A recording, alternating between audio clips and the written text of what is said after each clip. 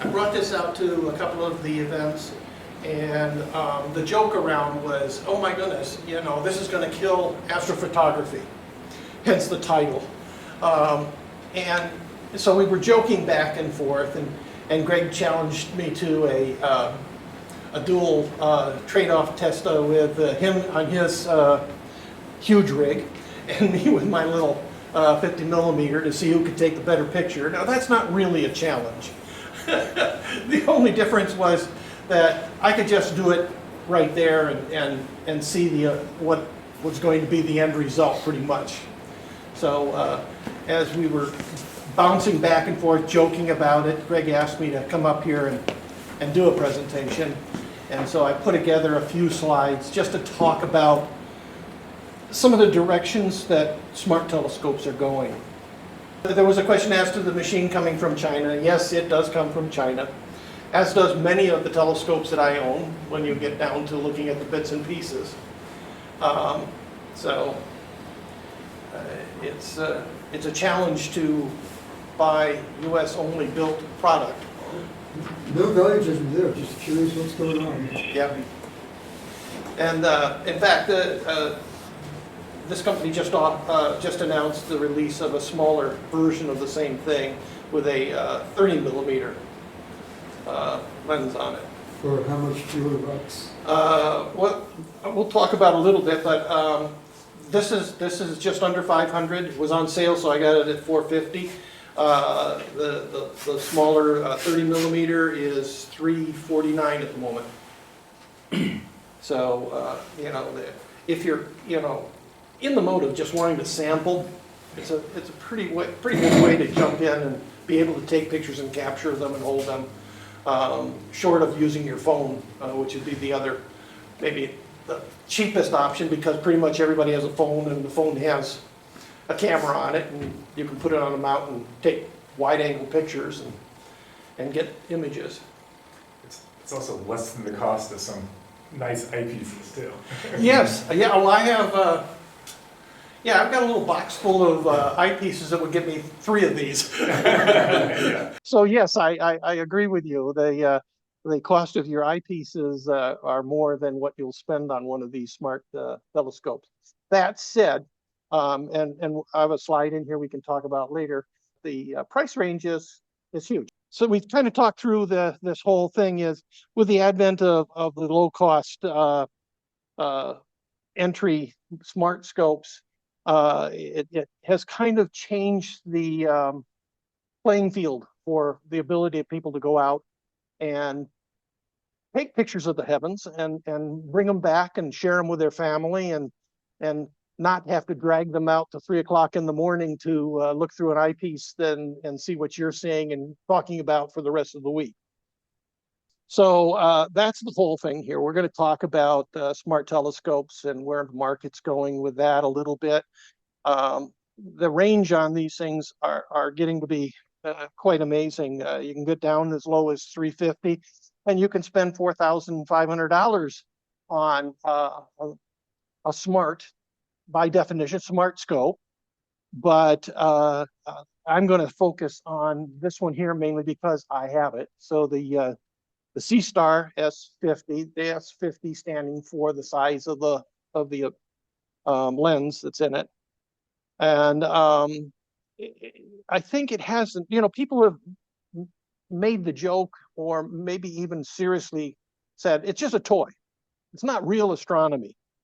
And I'm hoping to change people's minds a little bit, that you can do real things with this. You can have fun with it as well and set up quickly and bring pictures home that people will enjoy watching.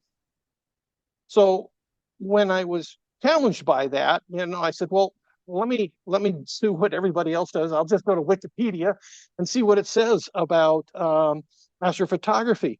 And it's basically capturing images either with photography or some other media, and that basically giving you astronomical objects and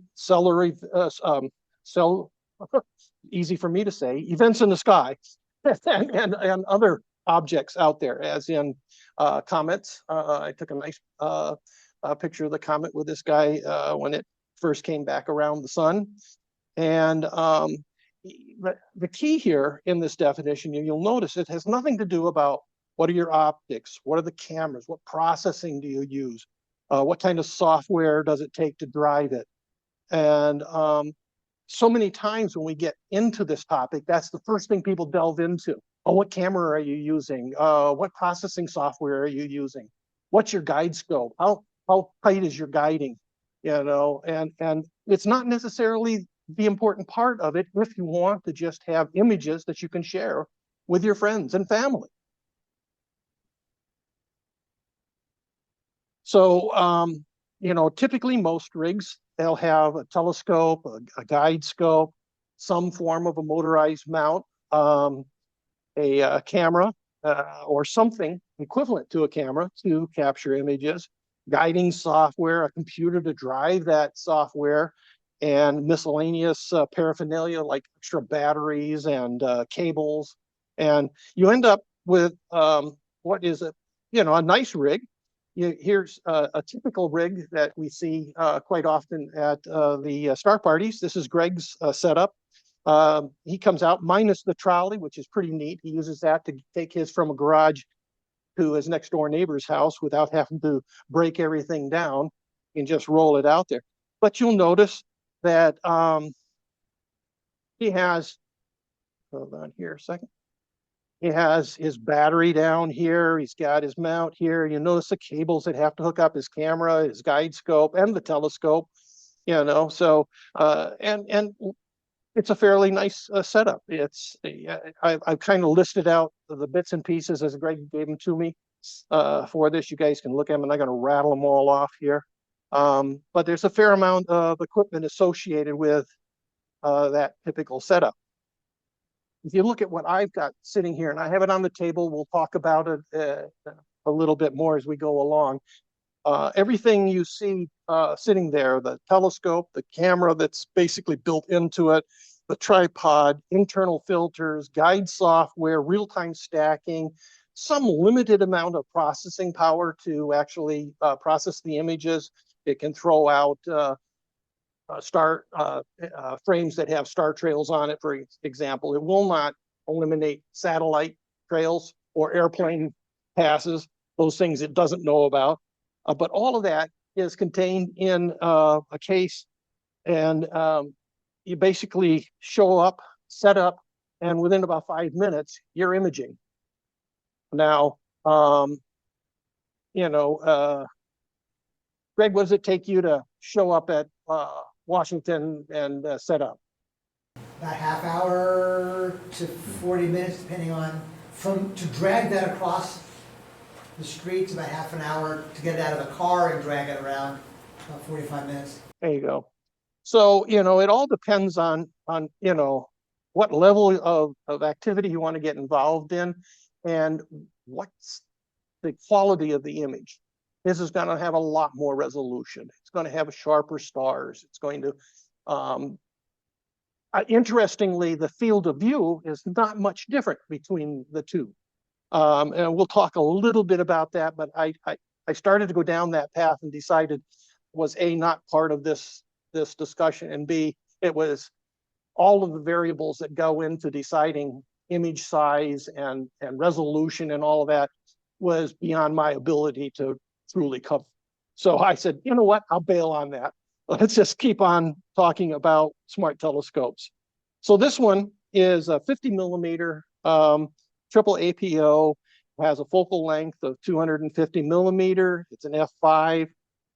You can see the field of view is approximately 1.3 by 1.6.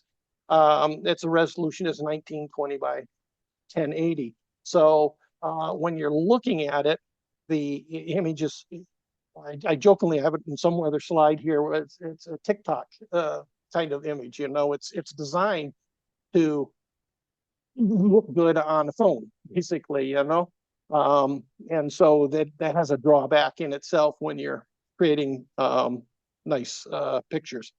It's the camera, it's basically an AS1462 MC camera in essence. It has the IMX 462 CMOS sensor in it, which is a little dated. It came out in December of 21. And so, you know, looking out, you know, where's this going next? I'm sure that the going to a sensor with maybe a little more abilities would be good. But even then, as I mentioned, this sells for $500. The chip itself, if you're trying to buy one on the market right now, is 160 bucks, just the chip. So you can see how quickly that adds into what you can add into a scope as a manufacturer and trying to sell them. Of course, they're buying them in volume, so they're going to get their costs down.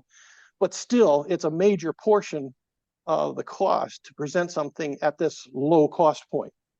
It has 50 gigabytes of internal storage. It is a go-to alt mount, and it has with tracking and plate solving for centering and keeping it on center.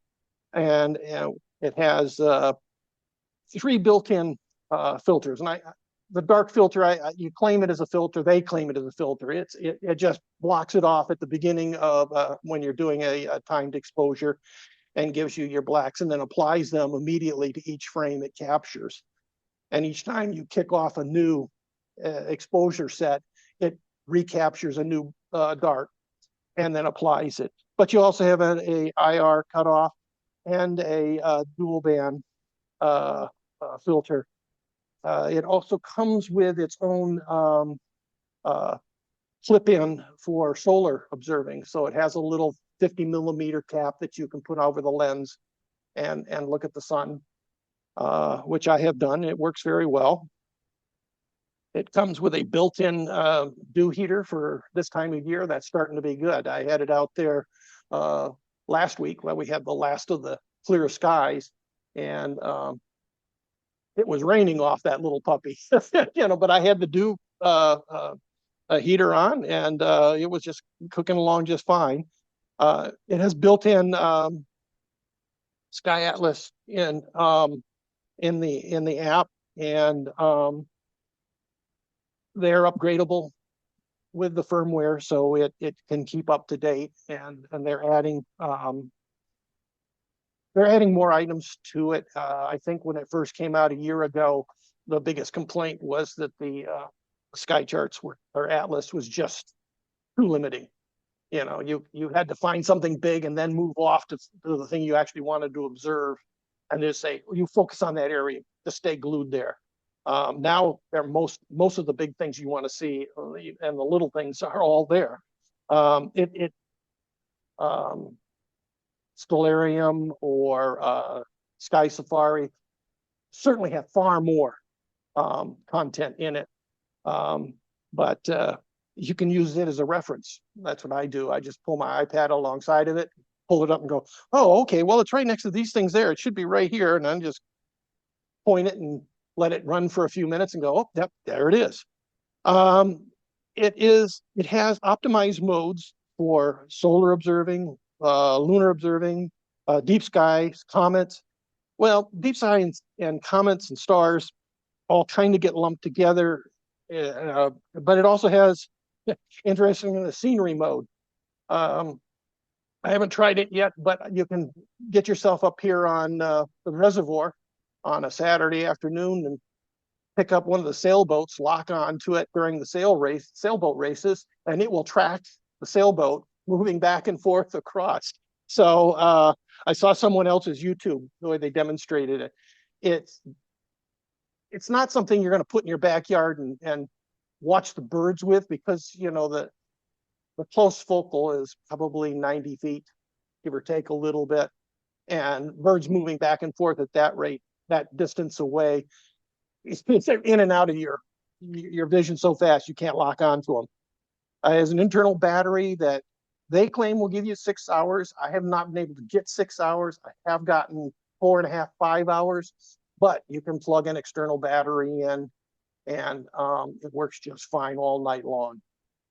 And in fact, most of the star parties, I just start out that way, and when I go home, I still got 100% on the battery inside, and still have plenty left actually in my little external battery.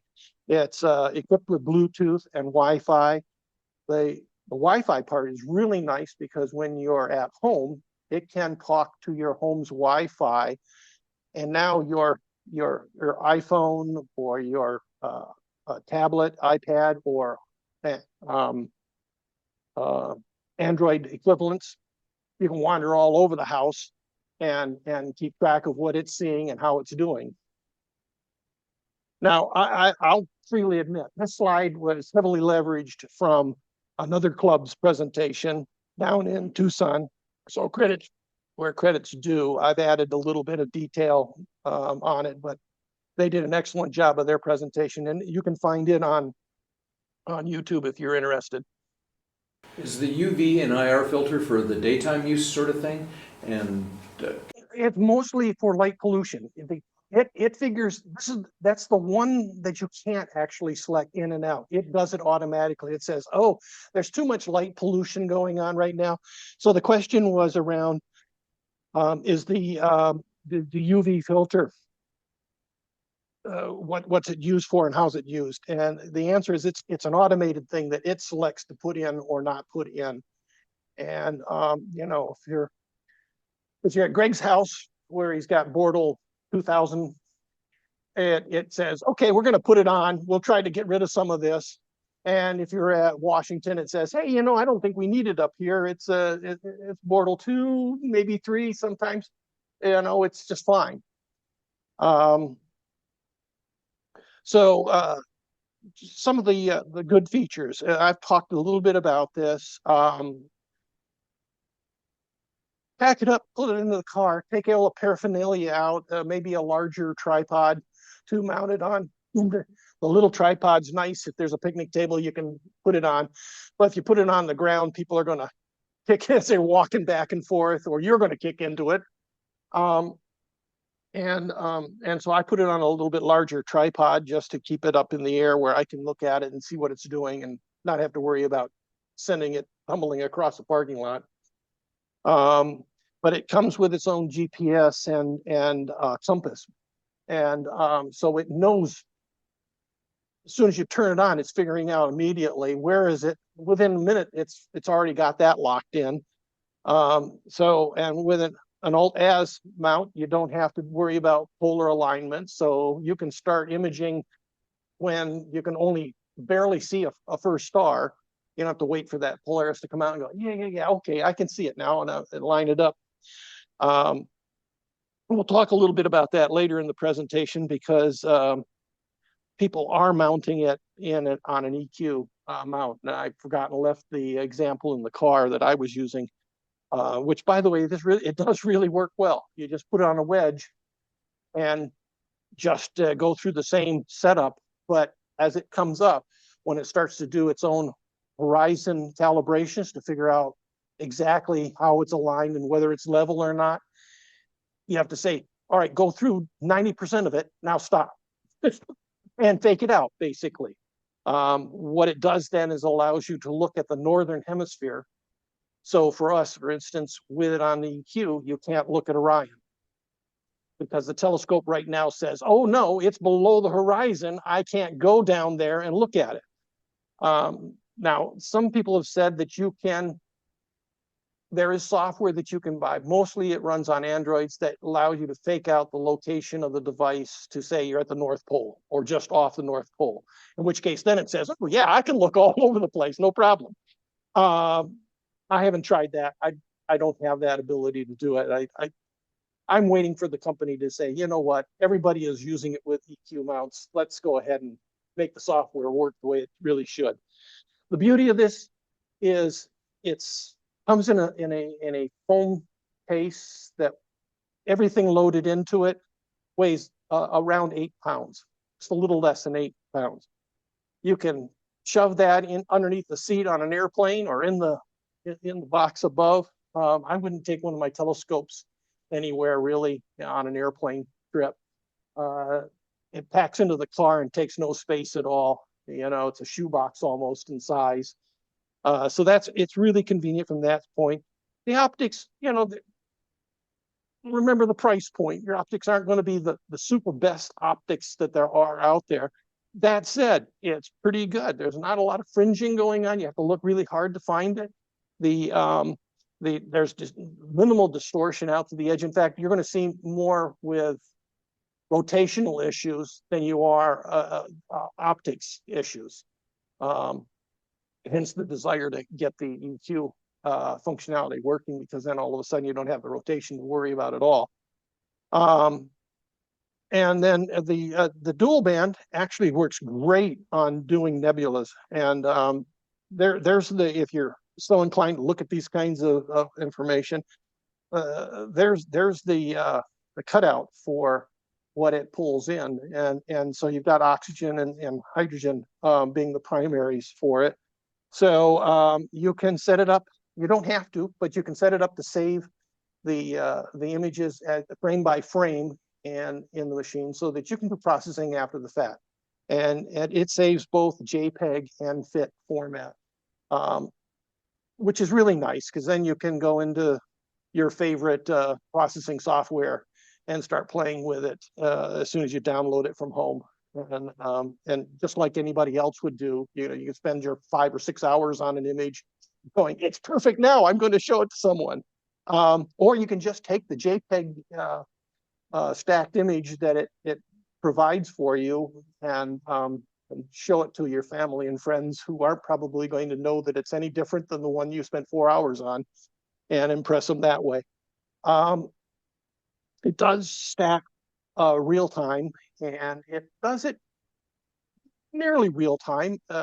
First frame, usually I use 10-second imaging for each frame. You can go 10, 20, or 30 on an alt scope. Going 20 and 30 means that most of your frames are going to be thrown away, because they're going to have some amount of star trails on them.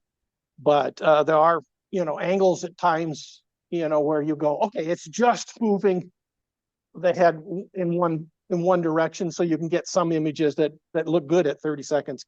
I stick to 10-second images, and after the first one, it continues collecting the next image, and during that time, it spends about 6 seconds processing that first image, and thereafter, at about 6 seconds into it, a new frame goes up, and your image just builds one after the other every 10 seconds, and you would just watch it build up and go from, you can see anything, to these beautiful views of a galaxy or a nebula on the screen that we all enjoy watching. Lunar and solar viewing is really easy, although the tracking software, or the atlas that drives the tracking software, has a little difficulty finding both the moon and the sun. You have to kind of say, all right, I'll coax you over. And once you get it there, you say, lock on this. And then it says, okay, there it is. I see it. And it stays right with it. So once you've done that, you can then either just take instant snapshots of them, because they're very bright. You don't really need to do a stack. Or you can take the video and then do lucky processing with it. I've done that, and it actually can give you incredibly sharp pictures of the moon, as an example. I was really pleased with it, even though the viewing wasn't that good. I just ran through it some really old software, and it just said, okay, fine, here. I had 1,000 frames that it chose out of a 30-second video, and it built up a nice sharp image. The downside to that, and we'll talk about it in a second again, is that those video files are huge. And with 50 gigabytes, you're not going to shoot 5, 6, 10 minutes and then you're full. You're like, okay, I'm done. So that's one of the things. A recent firmware update, and I say recent, last week, came out, and they now support mosaic mode. Now they call it framing. And basically what you do is you draw a big box around the image you want, and then it uses a spiral algorithm, and it shoots out over that, and it give you an idea of how long it'll take to fill the frame. So as an example, I was doing M31, and I put it as large a frame as it would allow, and it said, okay, that's 1.9 hours. So about the largest you're going to see is 2 hours. Now, that said, it depends on the orientation of the image. So it knows the size of its frame, and it knows how many of those, as it's rotating, it's going to take it to get the full frame filled in, because it's going to have to rotate. And if you can catch them at the right time where it doesn't have to rotate as much, the 2 hour can be done in 1 hour and 40 minutes or something like that. So it knows how to build that picture out. What it doesn't do is just stop there. So if you set the camera up, it will run all night long. Now, of course, you got the meridian flip, and with an S, they don't like tracking once they get straight overhead. So you kind of have to go, okay, well, all right, at 11:30, I'll quit. And at 12:30, I'll pick back up again and do it that way. And people are doing that. So that is an option. So I guess it'll have to de-rotate a little bit, since it's alt-azimuth. As it takes all the frames, the individual frames will be slightly rotated. It de-rotates them to get them. Yes, as it's shooting an image, the question is, does it have to de-rotate? And that's exactly what it's doing. As it builds this frame up, each of those frames that it takes a picture of, it then has to fit them back into the puzzle, push them into the image. And it's fun to watch, because you see the image actually building that way. You see it kind of going, okay, well, that last one came in at this angle, so I got that corner now. And it goes around and fills in the puzzle. So it does have to do that. It has to do the rotation, if you will, to plug it in and match the stars that's overlapping with it and line them up. And having only had a little, like 10 days to play with this, and most of it has been this weather that we've had over the last week. I have some examples. The very first ones I did that I'll show you at the end. Does a pretty darn good job. I'm pleasantly surprised for their first release of doing this. They've spent, I will say this, I think the engineers have been working on this ever since the first of the year. Their customer base was just screaming for it. And so they jumped on and said, okay, we'll make it happen. But it took them forever. It was in beta from March till late September. So here's some miscellaneous information. As I mentioned earlier, the darks are captured at the beginning of each stack. As it's building a stack, it'll shoot the darks and then apply it to each of the frames as it stacks it up. What are darks? Darks are the black. They covered up the lens. It throws a black filter across the camera screen, captures the image that's left, and then you get what would be your pixels that are always on or always off. You can start filtering them out of the ultimate picture. Takes the noise out? It doesn't take the noise out. It's thermal noise, yes, but there's other noise, I guess, that it's not going to take out. There's going to be noise inherent in it, particularly a camera at this level. But it does remove hot pixels and things like that primarily. The only other quirk in terms of processing is that the bearer mask is a little bit different than most other cameras, and that it's green, red, blue, green. And so and I use Cyril, it first comes up, it knew from the fit file what it was, but it also complained and said, there's something strange about this image. I'm going to use this instead. Is that okay? So you just go into the preference and say, this camera has this matrix on it. And then basically after that, it's fine. It works just great. Why two greens? Because that's the way the sensors are, because of our eyes. Our eyes are they're made for regular cameras. Right. And our eyes are most sensitive to green. Oh. So let me repeat for the folks on the thing. The question was why two greens, And the answer very appropriately is your eyes are more sensitive to those. These camera tips are designed to reflect what you see. And so they are more receptive to those. And so you have to deal with that when processing the picture. Otherwise, you'll have this green hue through your picture because it has two greens for every pixel that you see. Let's see here.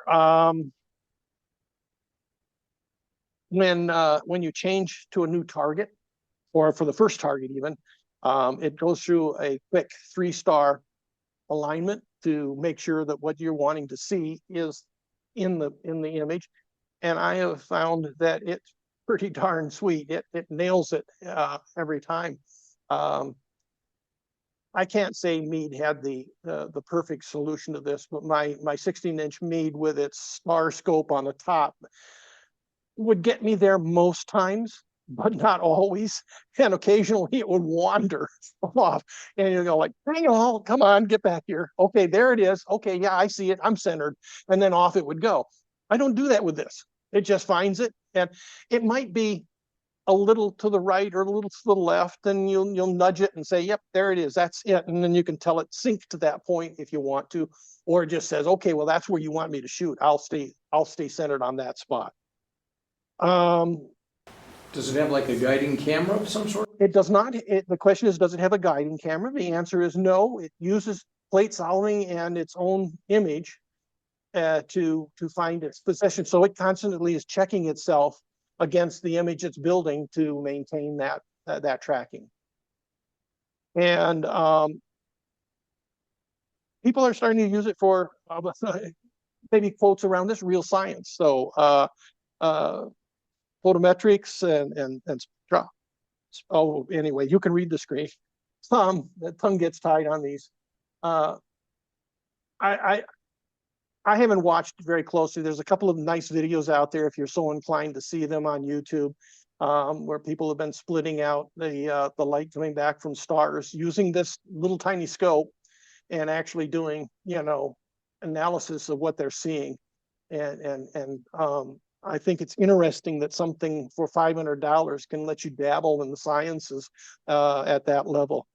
Mark, when I was at GSSP a couple years ago, the people set up next to me had one, and they were measuring asteroid occultations of stars to measure the size of the asteroids using. I'm sorry, I'm not even going to be able to repeat that, but there was the comment was at a star party, people were doing some science with another scope where they were actually measuring occultation of asteroids as they move across other images in there to see the size and motions of asteroids. So it's amazing what amateur astronomers are doing to move the field of science forward. And to that end, there's a group of dedicated developers right now that are saying, gee, this is a great little tool. I would like to have, honest to God, there's got 3, 4, 5 of these chained together, shooting all at the same time. And they've developed the ALP module that goes into SCOM's Alpaca system that allows you to control this through your Stellarium or even some of the other programs that are out there, and take advantage of completely remote viewing and imaging. So in fact, here's just as a quick, I stole this off another presentation as well. This is the kind of setup where you can have it. You can use the app itself, talking through it, or you can use it and go into Stellarium and control it. And I just thought that was amazing that since this has only been out for a year, people are finding all sorts of ways to integrate it back into what we would think of traditional large scope setups. Does it autofocus? It does do autofocus. you can set it up so that it does it as soon as it starts to image. The first image, it'll autofocus. You can also manually adjust the focus. You also can put a bathynoscope or a grid on it and use that to focus it with. I got one because it was in the kit of things that I bought along with it. And I slapped it on there and ran it with that and centered the star and looked at it perfect. I had my spikes just perfect right through the center of the star. And I looked at the number that it gave back for its point on focus, and it was 1596. And then I said autofocus, and it went back and forth. The image went in and out, 1596. Yeah, no, so I think it's got a pretty good algorithm for getting it down there. I've seen it stay pretty close to right on the money. Does it check between images? It does not check between images, but you can pause the images while, let's say you're doing an hour run where you're maybe 150, 200 images in, pause, autofocus, it refocuses, continue, and it asks you, do you want to start all over again, or do you want to start where you were? Where I was, not losing that all that time. And then we'll just start rebuilding on that same stack. So that way you can kind of compensate for cooling if it... Exactly. Now, the beauty of it is that you're looking at a very small device. So cooling is sort of like instantaneous. It's not like the glass in my 16-inch SET, right? An hour after the sun sets now, you're trying to image and it's still, this is, once it's done, it's done. But I've noticed that as the cooler evenings go, it might, if you do the focus in between images or during an exposure, it might be off one digit, so it's not changing a whole lot. In fact, probably not enough that you actually, with your eyes and the resolution that the chip has, would even notice. But it says, yeah, okay, it's slightly different. So that's just sort of one of the advantages that a smaller system has. But it does have the focus ability. So yes. Now, at this point, I started down a path that I'm going to skip over, other than to say, why are some of these images larger or smaller than on Greg's so much better? And you got to look at the depth of the chip that it has for collecting bits, the resolution it has, and then you look at the little one that it's got, and it's very shallow. It's 2 megabytes of storage on it. There are so many other factors that go into this, but you can look at the larger one. It has to spread a lot more light across a much larger sensor. So that affects it. Whereas on this guy here, it's got a tiny little sensor that's just a little over ½ inch and so you're not spreading as much light across a much smaller area. So you start to get similarities of what you can collect. I think at this point, maybe it's best to just to go into some of the comparisons. So let's just look at a Star Party. What was that? It was late September, early October, whatever one.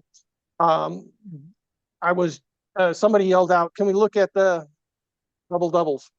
And double cluster, excuse me. Yeah, double cluster. And so Greg goes, "Yeah, sure." And there it is on his, and it's a beautiful picture. And I said, "Well, let me see what I can see." Mine is, this is a 12-minute exposure. Greg's is 5 frames of 4 minutes each. And I cropped and squished this a little bit. There's Greg's real image that he sent me for this. You can see that it's a much better. I hope it shows up on this screen. It's maybe a little on the monitor here, it looks so much better. And then Greg said, well, let's try something. And I said, well, there's a group on Facebook that is collecting images from S50 owners, the SkyStar or SeeStar owners, and then processing them. And they contributed, there was about 15 people contributed 16 hours worth of images from this little guy, send them off, and then one individual processed them all. And the image on the right is the image they did. Now, the color you'll note is different than the one that Greg's on the right has, but his is a 90-minute exposure. I think I got the math right there. I've resized it a little bit because I wanted to put them on the same screen to be able to look at them. I think Greg did a far better job of processing his image to draw the colors out that make it really look sharp. The image, I truly believe the image on the right is just a author's choice. When you're processing, I want to saturate just a little more here. I want to draw a little more blue out or push a little bit of red in or something like that. And so it's really hard to compare two people's processed picture and compare them A-B. But this is about as close as we could get to showing, what a tiny little scope, but with 16 hours of imaging from people, of which I was one. Here are some images that I grabbed at the October star party. So it was October. And a 7-minute image, a 3-minute image, a 5-minute image, that were just, they started popping within the first minute or so of processing.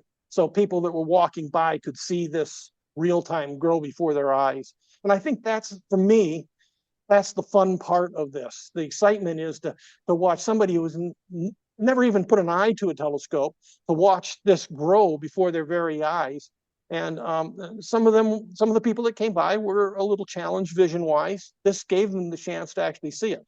I have a hard time looking through a lens these days. I've got stigmatisms, and so it's like, okay, well, I found the magic spot. If I just kind of hold myself here, I can see what you're talking about, but it's a lot of work for me to see it. So I really enjoy just being able to have this on my iPad and have people over my shoulder be able to see what I'm seeing at the same time. Here are a couple that were submitted to the same program. So I submitted into these as well. These are just my process, 1 hour, 1.5 hour images. The silver sliver is probably about as small a galaxy as you want to look at with this scope. If I were to blow it up so that it was bigger, the noise and the distortion would be great enough that it wouldn't be a quote unquote pretty picture. But I'm surprised at the depth of the colors and the clouds that you can, heals that you can see in it.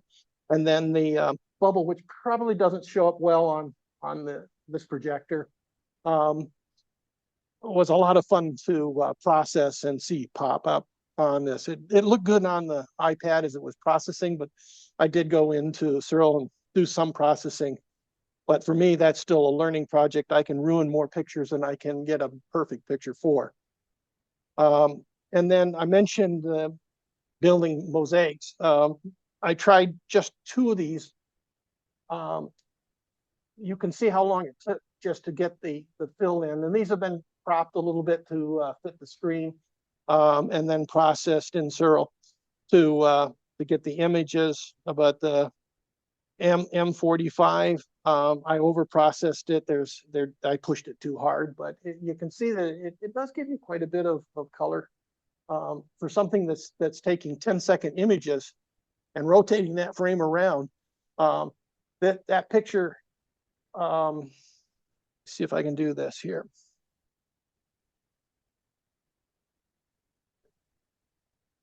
I can get in a frame, maybe that image right there.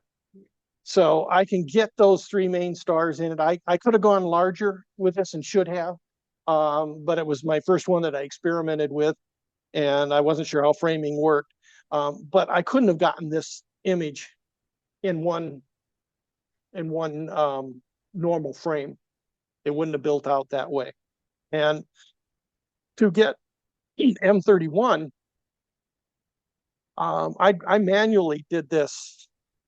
Not this one, but I mean, I manually tried to do this back in early September, and it was 10 frames of me shooting and manually doing overlaps and then going in and lining them up in the software after the fact.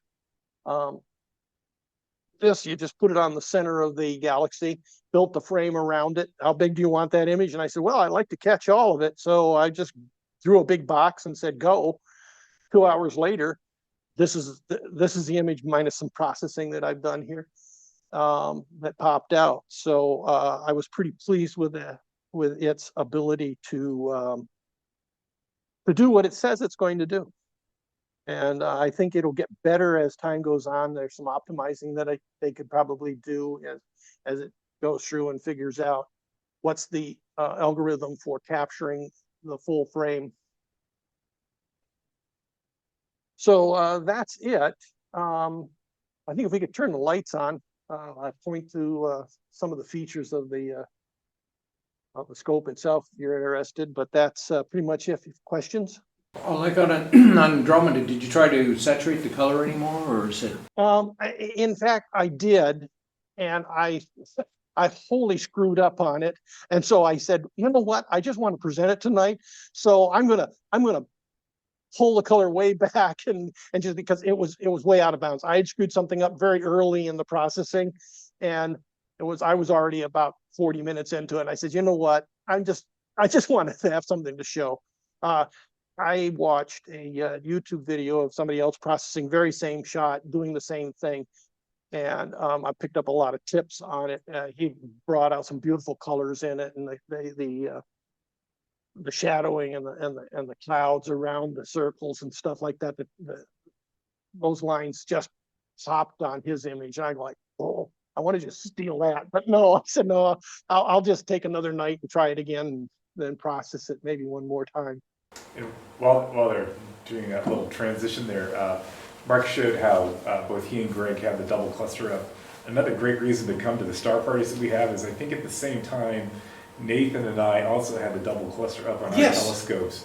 And if you want to compare views, it's a great opportunity to come out and see what. Yeah, it was fun because we had like 6 people just kind of wandering between the scopes that are out there to look at them, and they, in the distance you hear this, oh, wow, oh, there it is, ooh. Yeah, and then you're also pointing up in the sky at it too, just seeing it with our bare eyes. So. Yeah.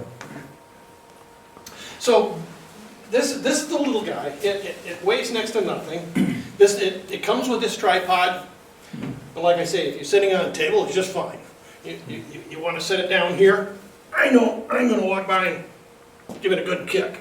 Mm-hmm. So I set it up here. Do you have to level it much before you set it up to do its thing, or? Yes, the better you level it, the better the imaging is going to be. Mm-hmm. It has a electronic bubble thing in here. You go into the app, and you go into advanced settings, it's level scope, and it's okay, raise. You raising it up, and you watch the little two bubbles trying to get back together again. Mm-hmm. This guy sucks for doing that. There's it's out in the car. There's a leveling head that for like $35. If anybody gets one of these, get that. It's a lifesaver. Mm-hmm. Within 5 minutes, you've got this thing dead nuts on. Like maybe it's off when you go into the electronics one. It's off by 0.1 or maybe 0.2 degrees. This is as long as you're within 2 degrees of level, I'm fine. Because what it does is the first thing it does is it does a horizontal view. So it says, okay, I see where I'm at. I see where level is, And so it knows, on 360, it knows where level is now. And so it can compensate for some of that, but the closer you are on this, the better the image will be. And it has a 3/8" thread to screw to, so you can go put it on another scope or on a mount and put it up. If you got the 1/4" you can get the adapter and make it fit. But and the only drawback if you're trying to do equatorial mounting is that you want that weight. If you're going to use this little guy, you want that weight over the front leg. Otherwise, this thing's going to tip over. Not a wise to use this. You want something heavier to have that weight hanging off of. But it's pretty straightforward. It packs up. You have the ability to let's see, where can I go here? There we are. Pick an image and say go to it. Finding object. It tells you what it's going to do next, and it will go off. Now it won't work, but you can see here, it's going to go off, figure out where it's at, pop up. We could, I don't know if anybody's been out there since all the lights came on, the sun went down. You can see 3-4 stars. With this image, you can go out and image with that. It will see. Yes, Is Greg? it smart enough to take the lens cap off? It doesn't matter. I mean, yes, I would have taken my lens cap off. Is this smart enough? The answer is no. I don't know whether it would have said, because it's now just looking for a star. So it can't find one, so it's going like, it should be over here somewhere. It will at some point tell me it's failed, in all likelihood, because it can't find the image. Yeah, we'll have trouble finding a star inside anyway. Right. And then it comes with a nice little solar filter. And it like the other, just mounts on the front, just slips right into the groove. So, I mean, I thought they thought things out fairly well, and it stays on there pretty tight, so you don't have to worry about it falling off while observing. You put a dual shield on it. I've got a shorter one, but honestly, this long one, I like it because it keeps out the extraneous lights from cars driving by. Really nice. And the field of view doesn't get infected at this distance out here still, so you don't get any impact with that. No vignetting because of that. No vignetting because of it, no. Which surprised me at first. I saw that and I go, oh, that's just way too long. That's not going to work. And it's still tracking away. And You said it wasn't very good for planets. What do you think? Yeah. So the thing is that the thing's going to be about the size of a pea in your image. So you can tell, I'm looking at Saturn. I can see the ring, it's there, and it's going to go in and out and stuff like that. And if you use lucky imaging, you can actually come back and process it, and you will get the image and stuff, but it's very small. It's just not going to be that big picture of Saturn or Jupiter, and trying to blow it up to get to that point blows it out. It just doesn't have the resolution to handle that. On the other side, though, it can look at the moon, build a beautiful picture of the moon. You can zoom in on the moon. You can go 4x and get a corner of it instead of the whole image. If you pull back, though, it does give you the full moon size. Is that a digital zoom or is it a? It's a digital. Okay. Yeah. So that might be good for focusing, but I'm not sure you'd want to use it because you'll lose resolution of the Yes. lens. Right. Although I was surprised that people were using it with lucky imaging, and were able to get fairly crisp, kind of play between the lines, if you will, a little bit. This one was a little sharper over here than that one was over there, but they're both slightly out of focus. But in between playing them together, and all of a sudden you're getting an image that's a little closer to what you really thought you were seeing. And you can, it will, on the sun, you can see the solar flares. You're not going to see prominences. It's not what this is for. That's a whole different world. But it was fun to look at all the activity, and being a ham radio guy, it was fun to go, oh, wow, look at this one, we're gonna have great signals tomorrow, you know? So, you know, it's kind of fun from that point of view. But for breakdown, oops, back over here. Basically,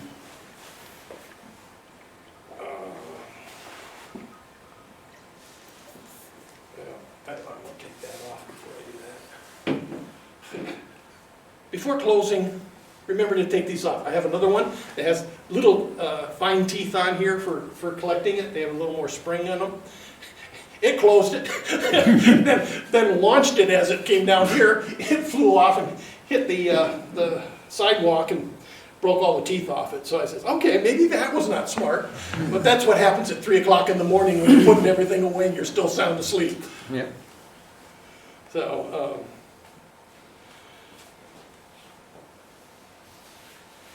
Now, do you tell it how many exposures and for how long? I give it on so what? No, basically you can tell it how long you want your exposure to be, 10 seconds, 20 seconds, 30 seconds, and then it runs until you say, stop, stop. That's good enough. You know, I've got 5 hours, and that object has just gone down the line of the horizon. Stop, please. It'll just keep shooting, you know.